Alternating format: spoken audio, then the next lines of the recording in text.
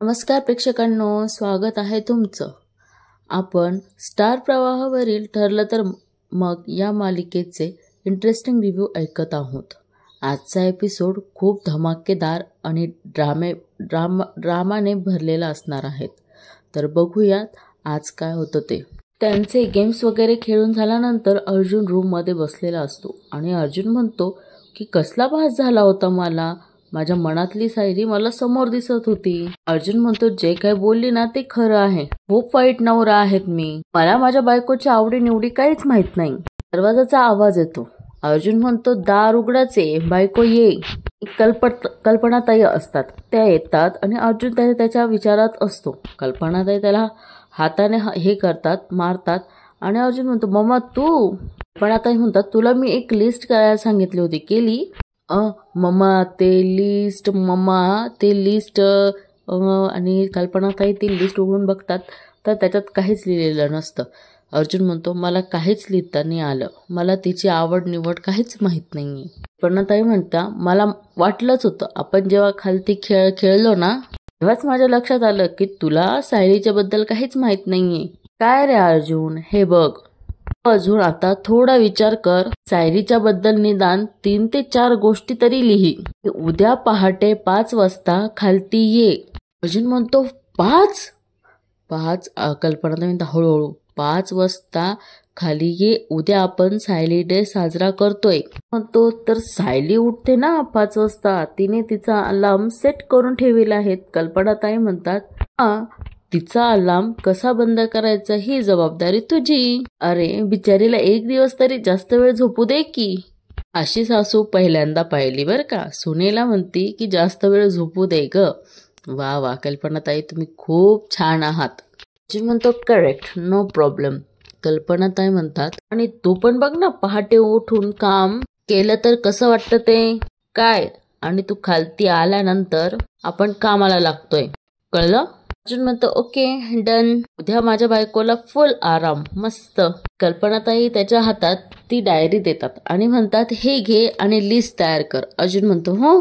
कल्पनाताई म्हणतात कल्पनाताई म्हणतात लिस्ट. अर्जुन म्हणतो हो लिस्ट तयार करतो मी, लिस्ट.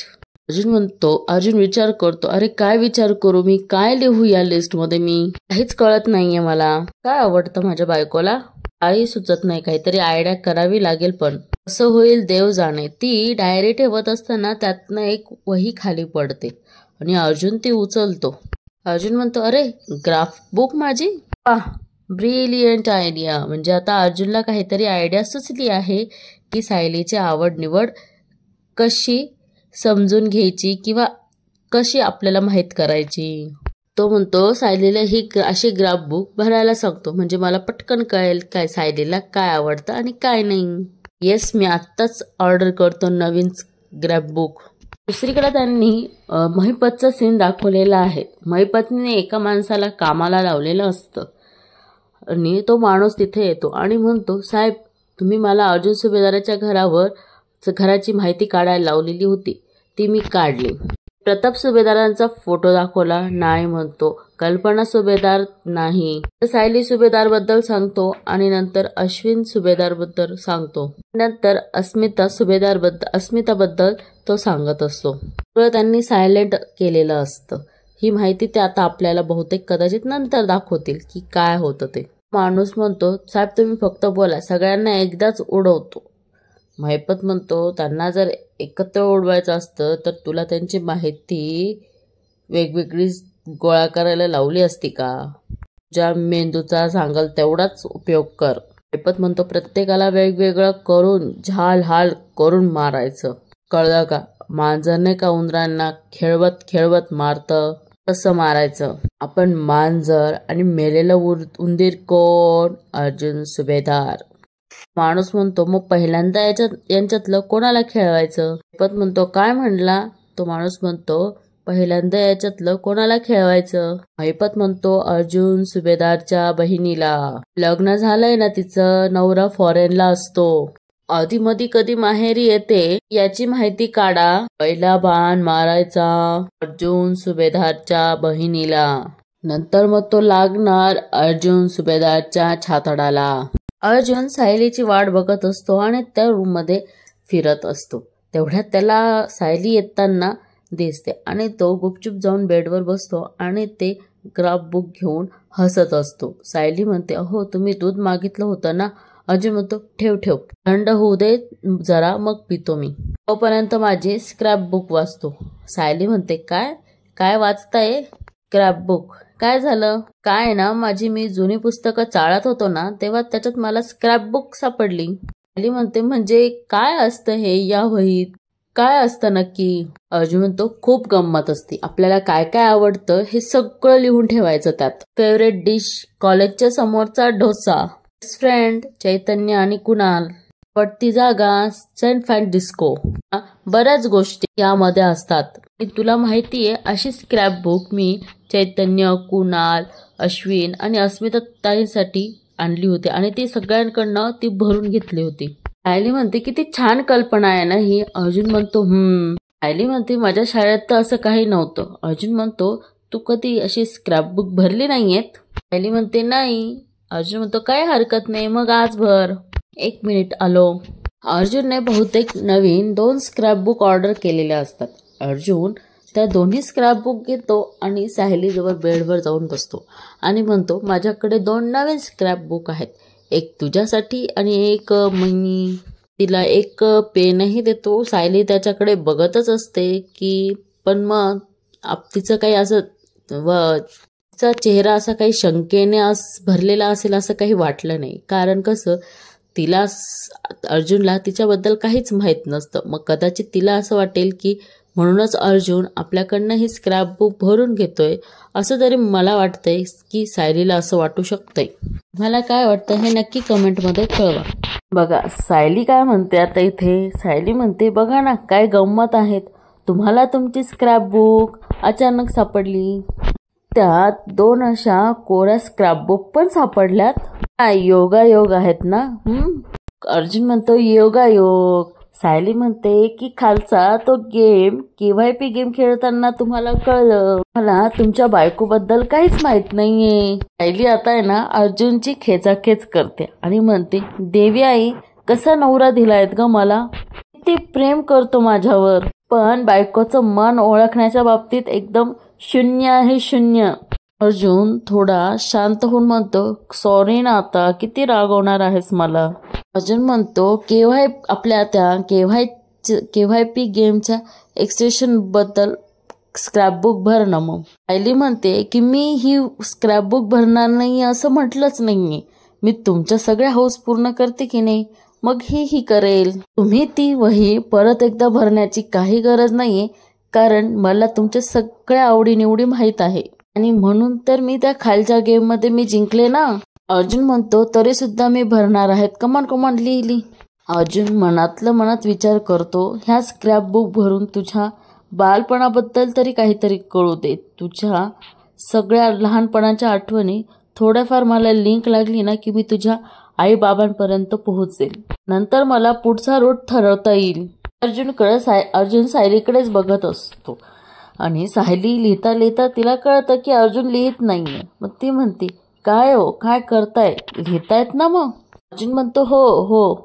अर्जुन आणि सायली दोघेही ती स्क्रॅपबुक भरण्यामध्ये मग्न होऊन जातात आणि विचार करून करून सगळ्या गोष्टी अगदी परफेक्ट लिहित असतात. सायली म्हणते, झालं लिहून. अर्जुन म्हणतो, माझं पण झालं. अर्जुन म्हणतो, काय काय लिहिलंय मला दाखव. सायली म्हणते, नाही आत्ता नाही. तो का आत्ता नाही वाचायचं? सायली म्हणते, आता आपण वाचत बसणार, आपल्या गप्पा वाढणार, आपली वेळ जाणार, उशीर होणार. त्यापेक्षा उद्या वाचा, आत्ता आधीच उशीर झालाय, तर निवांत झोपूयात. अर्जुन म्हणतो, ओके, आणि तिला पेन देतो आणि ती त्या दोन्ही स्क्रॅपबुक घेऊन ड्रॉवर कपाटात ठेवून देते आणि अर्जुनला दुधाचा ग्लास आणलेला असतो तर तो ग्लास देते आणि त्याला ते दूध प्यायला सांगते. इथे त्यांनी नागराजच्या घरातला सीन दाखवलेला आहे. नागराजला कोणाचा तरी मेसेज येत असतो आणि सुमनला त्या मेसेजच्या रिंगचा आवाज येतो आणि सुमन हळूच उठते आणि त्या मोबाईल जवळ जाते आणि ती फोन उचलणार आणि तो मेसेज वाचणार. तेवढ्यात तिथे महिपतचा कॉल येतो. सुमन खूप घाबरलेली असते, तिला काही सुचत नसतं की काय करायचं. आणि नागराज जर उठला तर आपलं काय होईल. आणि ती पटकन तिथे असलेल्या वॉशरूममध्ये जाते आणि नागराज फोन बघतो आणि म्हणतो, महिपतचा फोन इतक्या रात्री? सुमन कुठे गेली आता? तिला कळलं तर नाही ना महिपत कॉल करत होता. सुमन तेवढ्यात तिकडनं बाहेरून येते. मला वाटलं ती वॉशरूमला गेली होती, पण नाही, ती बाहेर गेली होती. आणि नागराज म्हणतो, वा, अचानक तहान लागली होती हिला. नागराज म्हणतो, झोप झोप. सुमन म्हणते, झोपा तुम्ही. इकडे त्यांनी अर्जुनचा आणि सायलीचा सीन दाखवलेला आहे. दोघेही जण झोपलेले असतात आणि अचानक अर्जुनला जाग येते. अर्जुन म्हणतो, सायली आता गाढ झोपलेली आहेत, म्हणजे मला तिचा अलार्म ऑफ करता येईल. आणि तो तिचा फोन हळूच त्या शॉर्ट टेबलवरनं घेतो आणि तो फोन उघडतो आणि कळतं त्याला की त्याला पासवर्ड आहे. तो म्हणतो, अरे यार, मला तिच्या फोनचा पासवर्ड सुद्धा माहीत नाहीये. काय असेल बरं तिच्या फोनचा पासवर्ड? आमच्या लग्नाची तारीख असेल का? अर्जुन त्याच्या लग्नाची ती डेट टाकतो आणि लगेच फोन ओपन होतो. अर्जुन म्हणतो, आपलं लग्न तुझ्यासाठी एवढं इम्पॉर्टंट आहे सायली. अर्जुन म्हणतो की माझंही तुझ्यावर खूप प्रेम आहे, म्हणून तर मी हे सगळं करतोय, फक्त तुझ्यासाठी. आणि अर्जुन तिचा 5चा अलार्म ऑफ करून फोन तिथे ठेवून देतो आणि तिच्याकडेच बघत असतो. आणि सकाळ झालेली असते. सर्वजण म्हणजे कल्पनाताई, प्रतापराव आणि विमलताई या अर्जुनची वाट बघत असतात.